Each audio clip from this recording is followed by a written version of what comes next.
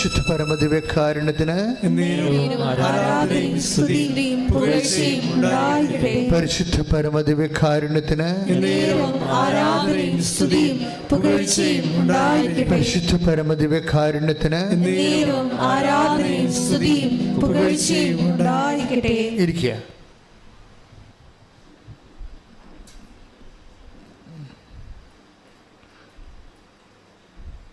എൻ്റെ പ്രിയപ്പെട്ടവരെ,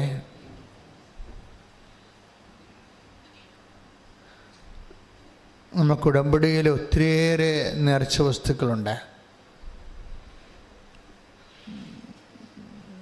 സഭയുടെ പ്രാർത്ഥനകളിൽ ഏറ്റവും കൂടുതൽ നേർച്ച വസ്തുക്കൾ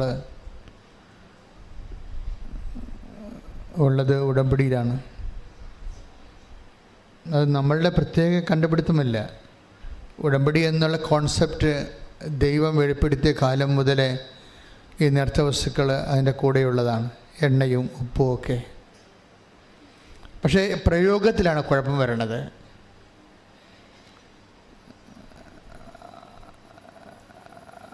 പ്രയോഗത്തിലാണ് കുഴപ്പം വരണമെന്ന് വെച്ചാൽ, കഴിഞ്ഞ ദിവസം ഒരു സാക്ഷ്യം ഉണ്ടായി. ഒരു സഹോദരൻ്റെ പറമ്പ് വിറ്റ് മാറുന്നില്ല. അത് വിറ്റ് മാറാതെ അദ്ദേഹത്തിൻ്റെ കടങ്ങൾ മാറത്തില്ല. അദ്ദേഹത്തിന് ജീവിതം മുന്നോട്ട് പോകാൻ പറ്റത്തില്ല.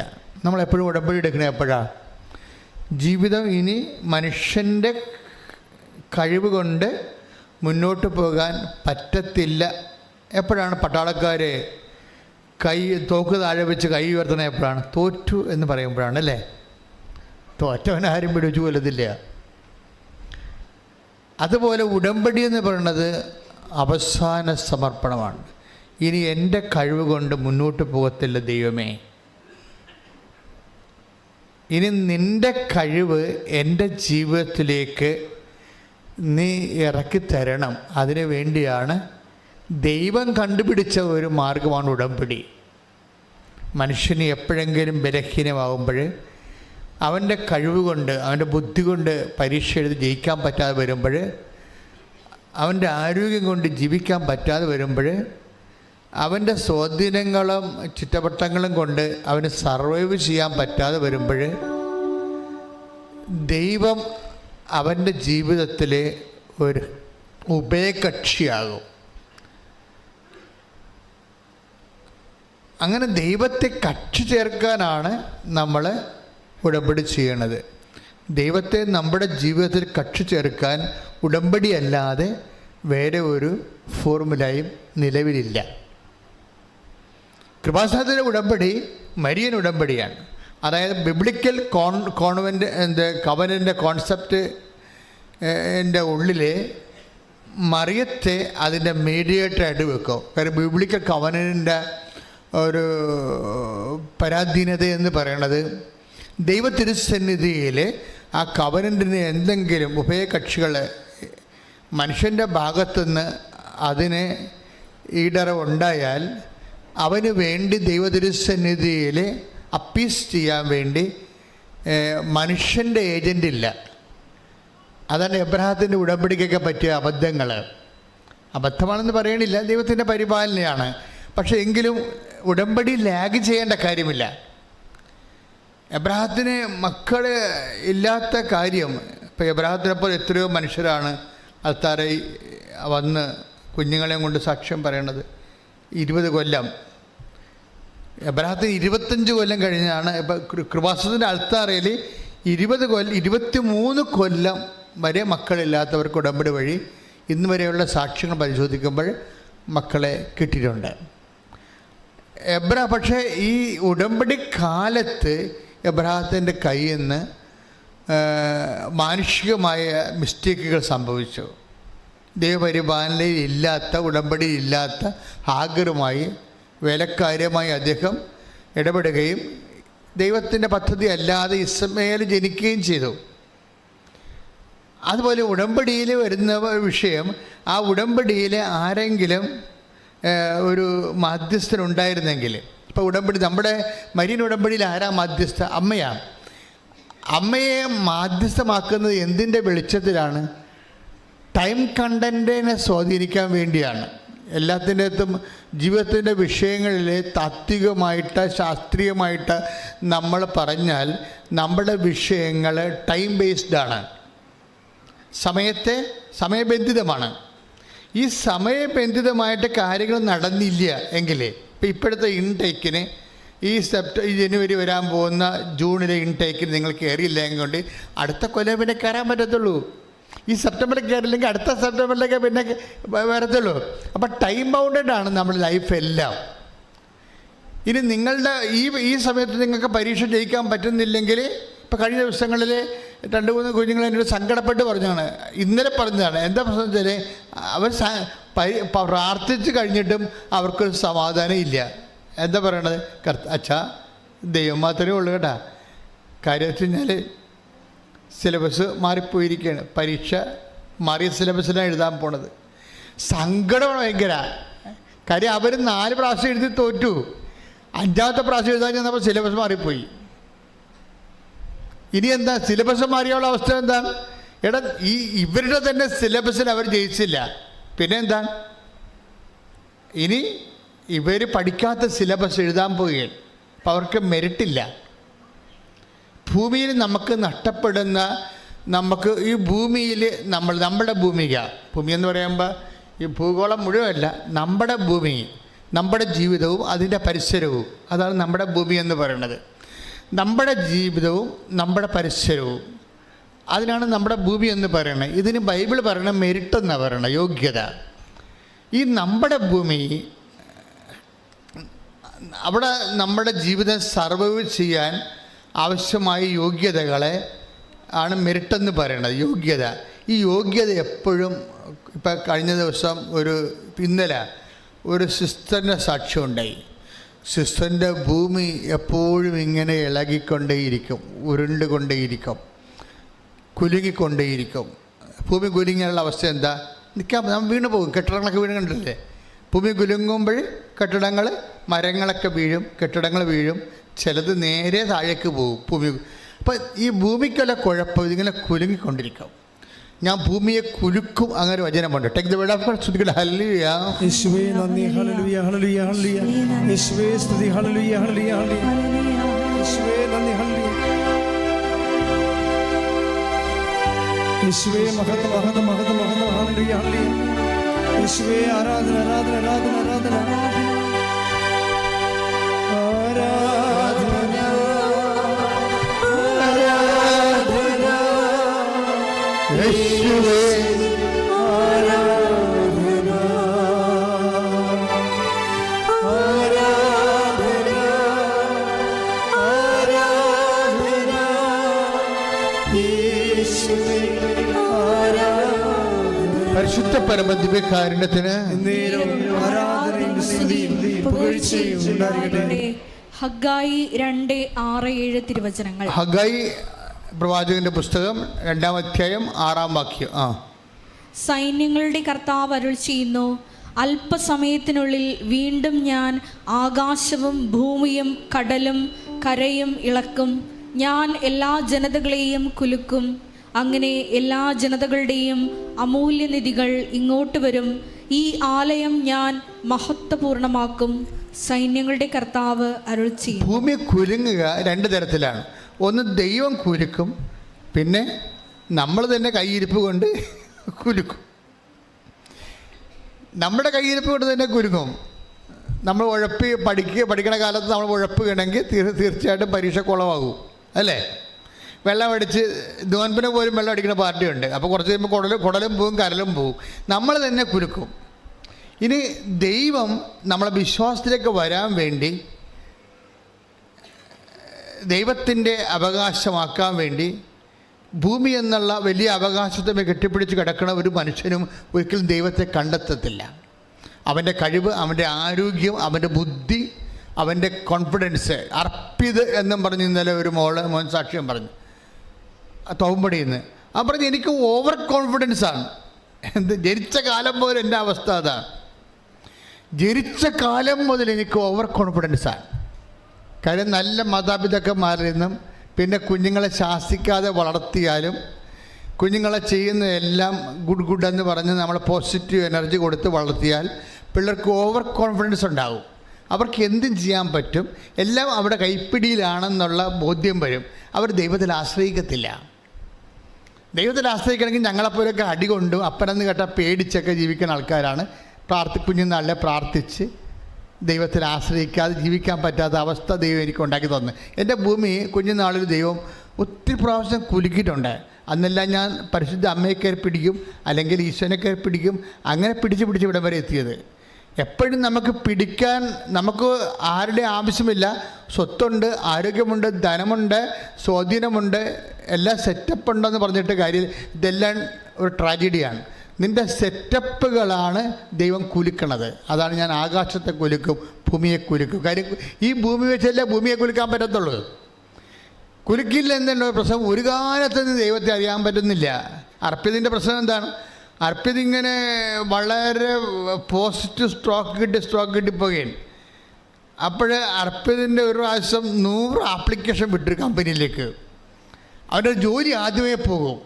അർപ്പിതിൻ്റെ ജോലി ആദ്യമേ പോകും. 10-22 വയസ്സുള്ളപ്പോൾ തന്നെ ജോലി കിട്ടി. ആ ജോലിക്ക് നല്ല ശമ്പളം ഉണ്ടായിരുന്നു. ഒരു സുപ്രഭാതത്തെ ജോലി പോയി. ഭൂമിയെ കുലുക്കി, അവൻ്റെ ആകാശം കുലുങ്ങി, അവൻ്റെ കടലിളകി.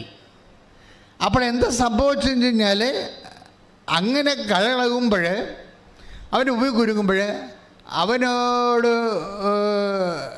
അവൻ്റെ ഒരു ഫ്രണ്ട് പറയും, ഉടമ്പടി എടുത്താൽ മതിയെന്ന് പറയും. അപ്പോൾ അവൻ പറയും, നോ, എനിക്കുള്ള കോൺസെപ്റ്റ് വ്യത്യാസമുണ്ടെന്ന് പറയും. ഞാൻ ഉടമ്പടി, എൻ്റെ കോൺസെപ്റ്റ് എന്താണ്? നമ്മളിങ്ങനെ ഒരെണ്ണം ഇങ്ങനെ എഴുതി ഇട്ട് ഒരു പെട്ടിക്കൊണ്ട് ഇട്ട് എങ്ങനെയാണ് ദൈവം വർക്ക്? ദൈവം ഒരു പവറല്ലേ? ദൈവം ഒരു പവറാകുമ്പോൾ ഈ പവറിനോട് നമ്മൾ എങ്ങനെയാണ് നമ്മൾ പേഴ്സണൽ കാര്യങ്ങൾ പറയണത്? അപ്പോൾ ആളുടെ വിശ്വാസമുണ്ട്, കോൺസെപ്റ്റ് വ്യത്യാസമുണ്ട്. ആളിന് വിശ്വാസമുണ്ട്, പക്ഷേ ദൈവത്തെക്കുറിച്ചുള്ള കോൺസെപ്റ്റ്, ദൈവം ഒരു പവറല്ലേ? അപ്പോൾ ഈ പവറിനോട് നമ്മളെങ്ങനെയാണ് പേഴ്സണൽ കാര്യങ്ങൾ പറയണത്? അപ്പം അതുകൊണ്ട് അത് സിങ്ക് ആകണില്ല. അതുകൊണ്ട് ഉടമ്പടി എടുക്കത്തില്ല. എങ്കിൽ ഇവിടെയൊക്കെ വന്നൊക്കെ തിരിഞ്ഞ് വായിട്ടൊക്കെ നോക്കി പോകും പുള്ളി. അപ്പോൾ ഉടമ്പടി ചെയ്യാൻ പറ്റില്ല. പക്ഷേ എന്താ പ്രശ്നം വെച്ചാൽ ഉടമ്പടി ചെയ്യാൻ പറ്റത്തില്ല. കാര്യം അതായത് നമ്മൾക്ക് ദൈവത്തെക്കുറിച്ച് കൃത്യമായ വെളിപാടുകൾ വേണം. അത് വചനമാണ് നമുക്ക് നൽകണത്. ദൈവം പവർ മാത്രമല്ല, പിന്നെ എന്താണ്? പേഴ്സൺ കൂടിയാണ്. അതാണ് വിഷയം. അതാണ് നമ്മൾ 1 കൊറിന്ത്യൻസ് വായിക്കണത് അല്ലേ? 1:24. Take the word of God. സ്തുതിക്കട്ടെ. ഹല്ലേലൂയ, നന്ദി, ഹല്ലേലൂയ, ഹല്ലേലൂയ, ഹല്ലേലൂയ. യേശുവേ സ്തുതി, ഹല്ലേലൂയ, ഹല്ലേലൂയ. 1 കൊരിന്തോസ് 1:24. 1 കൊരിന്തോസ് 1:24. വിളിക്കപ്പെട്ടവർക്ക്, ഒന്ന് പറഞ്ഞേ, വിളിക്കപ്പെട്ടവർക്ക് യഹൂദരോ ഗ്രീക്കുകാരോ ആകട്ടെ, എനിബഡി അതാണ് ആരായാലും, ക്രിസ്തു ദൈവത്തിന്റെ ശക്തിയും ദൈവത്തിന്റെ ജ്ഞാനവുമാണ്. അപ്പൊ ക്രിസ്തു ഒരേ സമയം തന്നെ പവർ മാത്രമല്ല, ദൈവത്തിന്റെ ശക്തി മാത്രമല്ല, പിന്നെ എന്താണ്? ദൈവത്തിന്റെ ജ്ഞാനമാണ്, അറിവാണ്, കോൺഷ്യസ് ആണ്, പേഴ്സൺ ആണ്. അപ്പോൾ ഒരേ സമയം തന്നെ ക്രിസ്തു നമ്മളെങ്ങനെയാണ് ഈ പവറിനോടല്ല ഇൻട്രാക്ട് ചെയ്യണത്? ഒരു ജ്ഞാനം, നമ്മുടെ അവസ്ഥകളെ എല്ലാം അറിയുന്ന ഒരാളിനോടാണ് നമ്മൾ നമ്മുടെ സങ്കടങ്ങൾ പറയണത്. അതാണ് ദൈവത്തിൻ്റെ ജ്ഞാനം, ദൈവത്തിൻ്റെ.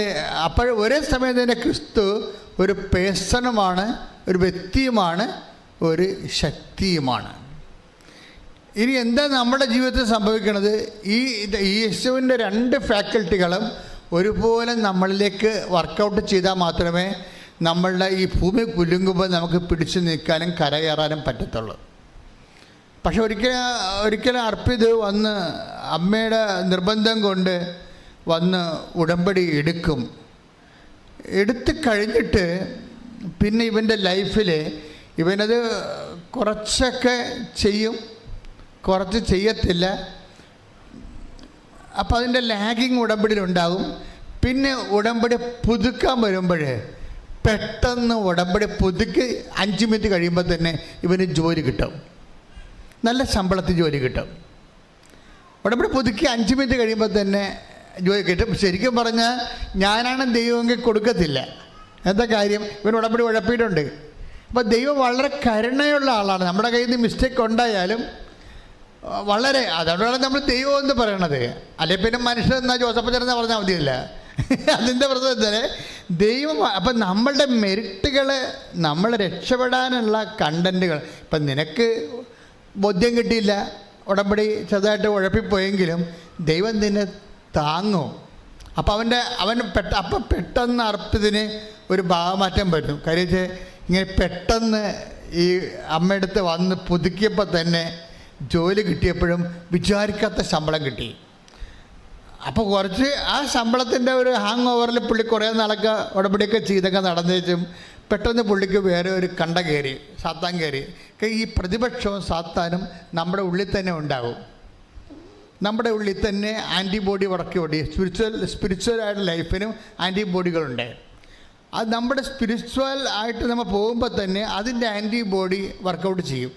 അതിന് വർക്കൗട്ട് ചെയ്യണം എന്താണെന്ന് വെച്ച് കഴിഞ്ഞാൽ അർപ്പിനോട് പറയും, ഇത് ശമ്പളം നല്ലത് കിട്ടി, അത് നിൻ്റെ കഴിവ് കൊണ്ടാണ്, അത് കഴിവ് കൊണ്ടാണ് നിനക്ക് കിട്ടിയെന്ന് പറയും. അർപ്പിത് ഉടമ്പടി പുതുക്കി അർപ്പിന് എപ്പോഴും ഒരു മെൻറ്ററുണ്ട്. ഉടമ്പടിയുടെ ഏറ്റവും ഇന്നുവരെ ഞാൻ കണ്ടിട്ടുള്ളത് ഉടമ്പടി ഏറ്റവും വലിയ മെൻറ്റർമാർ അമ്മമാരാണ്. അമ്മമാരുടെ ചില വിഷയങ്ങളെക്കുറിച്ച് എനിക്ക് വ്യക്തിപരമായ അവരുടെ ആധ്യാത്മികയെക്കുറിച്ചൊക്കെ അഭിപ്രായ വ്യത്യാസം ഉണ്ടെങ്കിലും ഫെയ്ത്ത് പ്രൊമോട്ടേഴ്സ് എന്ന രീതിയിൽ അമ്മമാർക്ക് 60% കൂടുതൽ മാർക്കാണ് അപ്പന്മാരെക്കാൾ ഉപരി. അപ്പം അമ്മ മരിച്ചു എന്ന് പറഞ്ഞാൽ വിശ്വസിക്കാനുള്ള സാഹചര്യം മരിച്ചു എന്നതിൻ്റെ അർത്ഥം. ഒരു കുടുംബത്തിൽ അമ്മ മരിച്ചു എന്ന് പറഞ്ഞാലേ, ഇപ്പം അമ്മമാർ ഗൾഫിൽ പോകണം, അമേരിക്കയിൽ പോകണം, കാനഡയിൽ പോകണം എന്നൊക്കെ പറഞ്ഞില്ലേ, അതായത് വിശ്വാസത്തിൽ അവർ ഡീപ്പോർട്ട് ചെയ്ത് പോവുകയാണ്. ഇങ്ങനെ നമ്മുടെ അമ്മ നമ്മുടെ കൂടെ ഉണ്ടെന്നുണ്ടെങ്കിൽ എപ്പോഴും നമ്മൾക്ക് ഇങ്ങനെ ഓരോരോ കാര്യങ്ങൾ സംഭവിക്കുമ്പോൾ അമ്മയാണ് നമ്മൾ പറയണത്. അങ്ങനെയല്ല മോനെ, വെയിറ്റ് അമ്മ പറയുമ്പോൾ നമുക്ക് കുറച്ചുകൂടി ഇഷ്ടപ്പെടും. എന്താ കാര്യം, നമ്മുടെ ആ ജന്മം ഉണ്ടായ കാലം മുതൽ നമ്മൾ കണ്ണ് തുറന്ന് ഇവരാണ് നമ്മുടെ അമ്മയെന്ന് കണ്ട കാലം മുതൽ നമ്മുടെ നന്മയല്ലാതെ ഒന്നും അവർ ഉദ്ദേശിച്ചിട്ടില്ല. അത് നമുക്കറിയാം. അതുകൊണ്ട് നമുക്ക് അമ്മയെ നല്ല വിശ്വാസമാണ്. അവർ നമ്മൾ കണ്ണ് തുറന്ന് കണ്ടത് മുതൽ ഇവരാണ് നമ്മുടെ അമ്മയെന്ന് നമ്മൾ മനസ്സിലാക്കിയ മുതൽ ആ ജന്മം ഇന്ന് വരെ നമ്മുടെ നന്മയല്ലാതെ ഒന്നും അവർ ഉദ്ദേശിച്ചിട്ടില്ല. അതിനു വേണ്ടി എന്ത് അറ്റം വരെ പോകാൻ അവർ തയ്യാറാണ്. അത്രയും അർപ്പിതയാണ് അവരെ. അതുകൊണ്ട് തന്നെ അമ്മമാർ, നിങ്ങൾക്കുള്ള ഡ്യൂട്ടി, നിങ്ങൾ മക്കളെ വിശ്വാസത്തെ നിലനിർത്തുക ആണെങ്കിൽ നിങ്ങളുടെ ജന്മം സാഫല്യമായി. പക്ഷെ ചില അമ്മമാരോട് എന്താണ് അത്ര യോജിപ്പ് കുറവെന്ന് ചോദിച്ചു കഴിഞ്ഞാൽ, വിശ്വാസത്തിൽ മക്കൾ അകറ്റിക്കളയണേൽ ഇവർ തന്നെ വിലത്തരം കാണിക്കണത്. അതാണ് വിഷയം. വിശ്വാസത്തിൽ നിന്ന് മക്കൾ ഭാര്യ വഴക്കിട്ട് പോയി, അപ്പോൾ ഉടനെ ഭർത്താവ് എന്ത് ചെയ്യും, അല്ലെങ്കിൽ മകനെന്ത് ചെയ്യും, അമ്മയോട് പറയും അമ്മ അവൾ പോയി. അപ്പോൾ അമ്മ എന്താ പറയും, അവൾ പോണേ പോട്ടറ, ഞങ്ങൾക്ക് വേറെ പെണ്ണൊക്കെ കിട്ടുമെന്ന് പറയും. ഉടനെ ഈ പിശാച്ച് ഉടനെ അത് പറയും. അമ്മ പെട്ടെന്ന് പിശാച്ചായിട്ട് മാറും. മകനോടുള്ള താല്പര്യം കൊണ്ട് ദൈവത്തെ മറന്ന് അവർ നമുക്ക് ഡയലോഗ് പറഞ്ഞു തരും. അവൾ പോണേ പോട്ടറ, നമുക്ക് വേറെ പെണ്ണൊക്കെ കിട്ടുമെന്ന് പറയും. അപ്പോഴമ്മ പറഞ്ഞില്ലേ, പിന്നെ നമുക്ക് എന്താ അവൾ പോണേ പോട്ടെ. അപ്പോൾ പല കുടുംബങ്ങളും നശിപ്പിച്ചതിൽ അമ്മമാർ കൃത്യമായ പങ്കുണ്ട് അമ്മമാർക്ക്.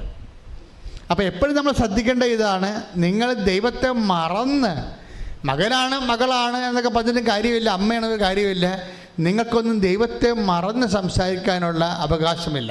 ഇങ്ങനെയൊക്കെ സംസാരിച്ചാൽ ഉടമ്പടി ഓട്ടോമാറ്റിക് ബ്രേക്കിംഗ് സംഭവിക്കും.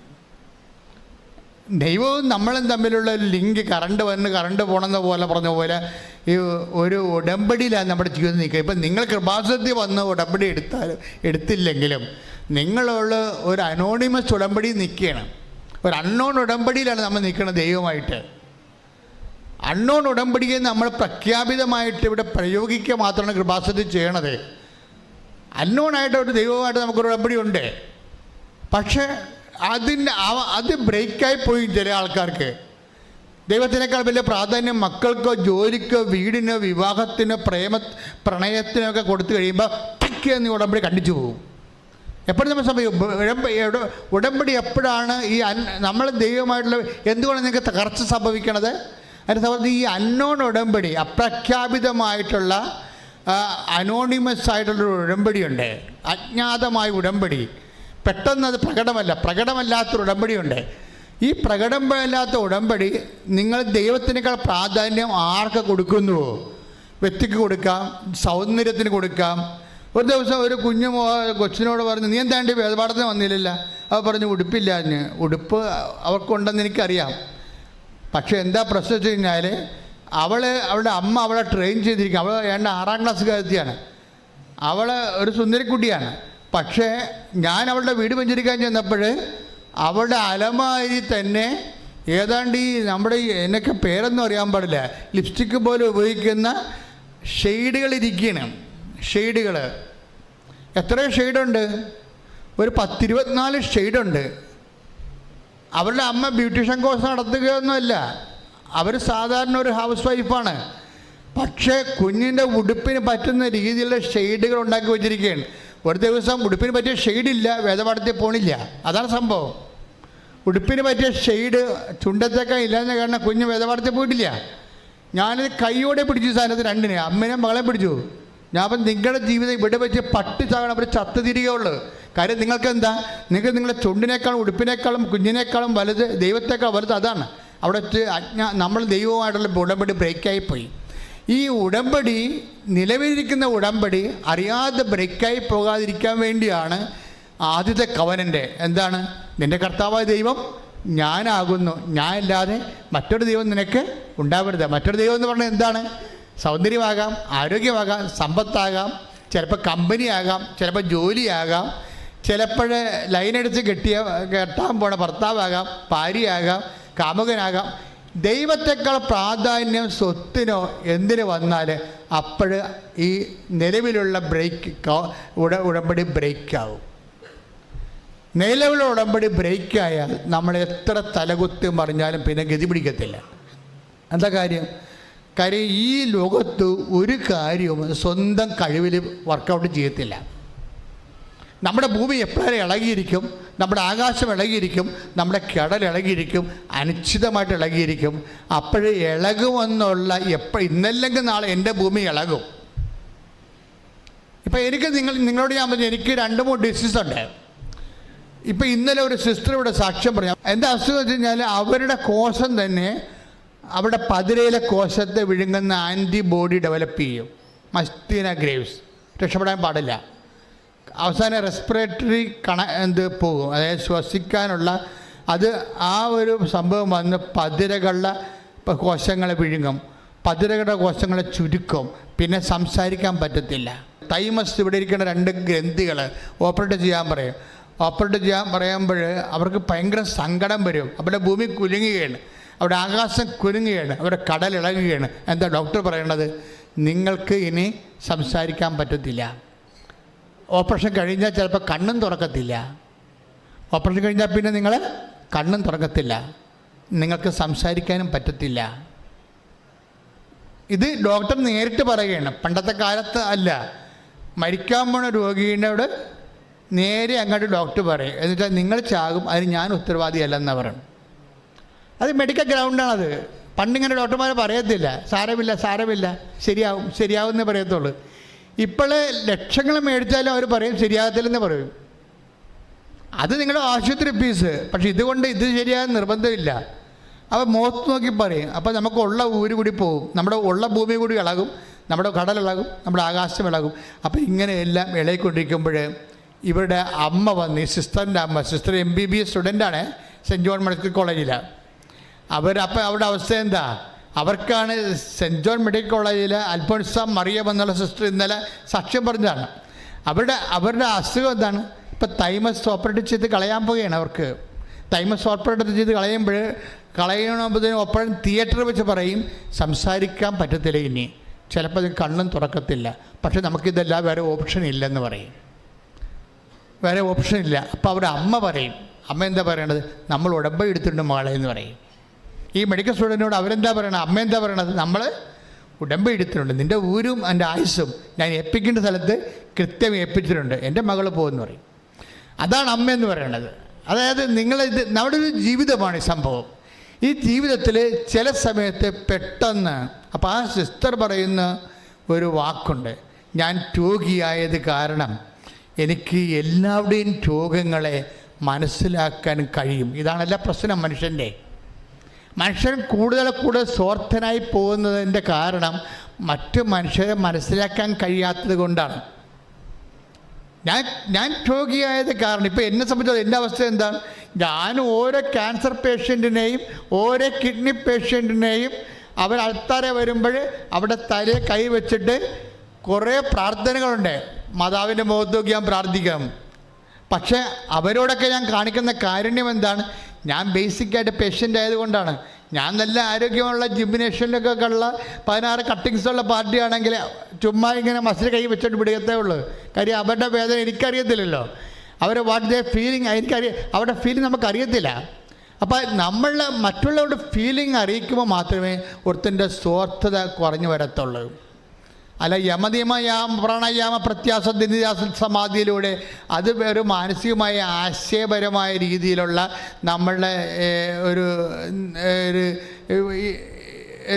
എന്താണ് ജഗമിഥ്യ എന്ന് കാണിക്കുന്ന ആശയപരമായ ഒരു ജ്ഞാനമാർഗമാണത്. പക്ഷെ അനുഭവപരമായിട്ട് പ്രായോഗിക മാർഗമെന്ന് പറഞ്ഞാൽ എന്താ? നമുക്ക് തന്നെ ഈ അസുഖം വന്നു കഴിയുമ്പോൾ നമുക്ക് മറ്റുള്ളവരെ മനസ്സിലാകും. അത് പുരോഹിത നീ തന്നെ ശ്രദ്ധിക്കട്ടെ. ഹല്ലേലൂയ ഹല്ലേലൂയ ഹല്ലേലൂയ ഹല്ലേലൂയ യേശുവേ നന്ദി. ഹല്ലേലൂയ ഹല്ലേലൂയ ഹല്ലേലൂയ യേശുവേ സ്തുതി. Hallelujah hallelujah hallelujah hallelujah hallelujah hallelujah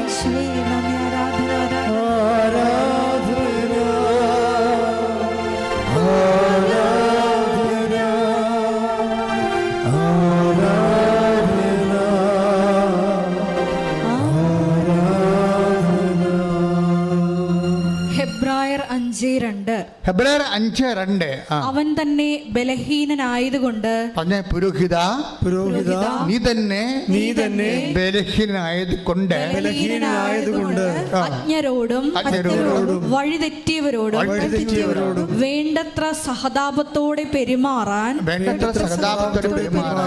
അവന് കഴിയും. അപ്പൊ ഈ വേണ്ടത്ര സഹതാപത്തോടെ പെരുമാറുക ഉടമ്പടിയുടെ ഭാഗമാണത്. നമുക്ക് സഹതാപമൊക്കെ ഉണ്ട്, പക്ഷെ അങ്ങനെയല്ല. ദൈവത്തിൻ്റെ ലെവലുണ്ട്. എന്താണ്? വേണ്ടത്ര സഹതാപം. നിങ്ങൾക്ക് ആൾക്കാരുടെ സഹതാപമുണ്ട്. നിങ്ങളുടെ അപ്പനോട്, അമ്മയോട്, നാട്ടുകാർ, നിങ്ങളുടെ ബന്ധുക്കളോടാണ് സഹതാപം ഉള്ളത്. പക്ഷേ നിങ്ങൾക്ക് അറിയാൻ പറ്റാത്ത ആൾക്കാരോട് നിങ്ങൾക്ക് സഹതാപം ഉണ്ടാ? ഇല്ല. നിങ്ങൾ എന്തെങ്കിലും സംഭവിച്ചാൽ പറയും എല്ലാവർക്കും എല്ലാവരുടെയും തകർച്ച കേൾക്കാൻ ഭയങ്കര സന്തോഷമാണ്. എന്താണ്? അവന് അങ്ങനെ തന്നെ വേണം, അവന് ഇത്തിരി ഇടുപ്പ് കൂടുതലാണ്, അവൾക്ക് അങ്ങനെ തന്നെ വേണം. അതാണ് നമ്മുടെ മൈൻഡ് ഇരിക്കണത്. നിങ്ങൾ ഉടമ്പടി ചെയ്യുമ്പോഴും ഒരു മനുഷ്യൻ്റെ തകർച്ച കേൾക്കുമ്പോൾ എന്തുകൊണ്ടാണ് നിങ്ങൾ സന്തോഷിക്കുന്നത്? നിങ്ങൾ ലോകത്തനായതുകൊണ്ടാണ്. ഈ ലോകത്തനായി നിന്നുകൊണ്ട് ഒരിക്കലും ഉടമ്പടിയുടെ ആനുകൂല്യം കൈപ്പറ്റാൻ പാടായിരിക്കും. സ്വാഭാവികമായിട്ടൊരു മനുഷ്യൻ്റെ തോറ്റുപോയെന്ന്, ഒരാൾ പരീക്ഷയ്ക്ക് തോറ്റു, തോറ്റുപോയാവോ കഷ്ടമായി പോയെന്ന് പറഞ്ഞ് ഉള്ളിൽ സന്തോഷമായിരിക്കും. പിതാജ തോറ്റല്ല, അവൾക്ക് അങ്ങനെ തന്നെ വേണമെന്ന്. ഇതാണ് നമുക്ക് ഡബിൾ മൈൻഡ്. ശരിക്കും പറഞ്ഞാൽ ഈ ഡബിൾ വിഷൻ എന്ന് പറഞ്ഞ പോലെ കാപട്യത്തിന് 2 മൈൻഡുണ്ട്. ഒരു മനുഷ്യൻ തോറ്റു, അവൻ്റെ കാലൊടിഞ്ഞു, അവൻ ചില മലയാളികൾ അമേരിക്കയിൽ വണ്ടി ഇടിച്ച് മരിച്ചു. അവിടെ നമ്മൾ പത്രം വായിക്കും, മലയാളി കാനഡയിൽ വണ്ടി ഇടിച്ച് മരിച്ചു. അവൾക്ക് അങ്ങനെ തന്നെ വേണം, നാട്ടിൽ നിൽക്കാൻ പറ്റാഞ്ഞിട്ടല്ലേ കെട്ടിയെടുത്ത് അങ്ങോട്ട് പോയിരിക്കണം. ഇതാണ് മനസ്സിരിപ്പ്. ഇതാണ്. അപ്പോൾ ഈ നിലവിലിരിക്കുന്ന ഉടമ്പടി ബ്രേക്കാണ്. കാര്യം ഈ ആൾ ഉടമ്പടി എടുക്കാൻ യോഗ്യനല്ല. ഇവർ കേട്ടാൽ ഇവർക്കൊരു ബന്ധവുമില്ല. കാനഡയിൽ മലയാളി വണ്ടി ഇടിച്ച് മരിച്ചു, അവൾക്ക് അങ്ങനെ തന്നെ വേണം. പെരുപ്പ് വന്നിട്ടല്ല അങ്ങോട്ട് ചാടിപ്പോയിരിക്കണം. അവരെ കാര്യമുണ്ടായ പിന്നീട് നാട്ടിൽ നിൽക്കാൻ പാടില്ല. ഞാൻ അപ്പോൾ ആൾ കളിക്കാൻ വേണ്ടി വലിയ വീട് വെക്കാൻ വേണ്ടി പോയിരിക്കുക. അപ്പോൾ ഇങ്ങനെ പുച്ഛം തോന്നുടനെ ജഡിക മനുഷ്യനെ പുച്ഛം തോന്നും.